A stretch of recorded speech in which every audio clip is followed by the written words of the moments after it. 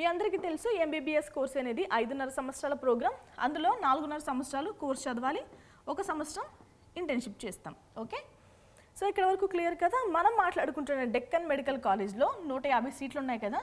ఈ 150 సీట్లలో 50% సీట్స్ అనేవి state quota, convener quota, merit quota అంటాం కదా. సో వాళ్ళకి ఇస్తారు. 50% అనేది ఇది ప్రైవేట్ కాలేజ్ కాబట్టి మేనేజ్మెంట్ కోటా వాళ్ళకి ఇస్తారు. సో రెండు కూడా Kaloji Narayana Rao university of health sciences వాళ్ళే కౌన్సిలింగ్ చేసి ఫిల్ చేస్తారు. ఓకే, ఇంకా ఫర్దర్ డీటెయిల్స్ చూద్దాం.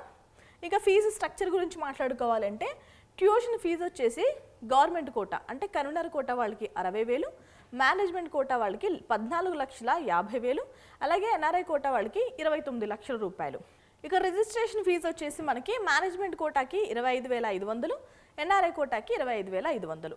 ఇక యూనివర్సిటీ ఛార్జెస్ వచ్చేసి మేనేజ్మెంట్ కోటాకి 25,000, ఎన్ఆర్ఐ కోటా వాళ్ళకి 25,000.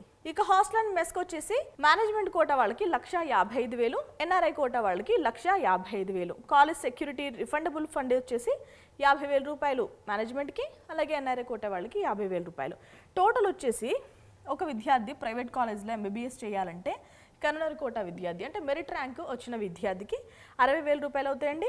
ఇక మేనేజ్మెంట్ కోటా విద్యార్థికి అయితే 16,05,500 రూపాయలు అయితే అవుతాయి.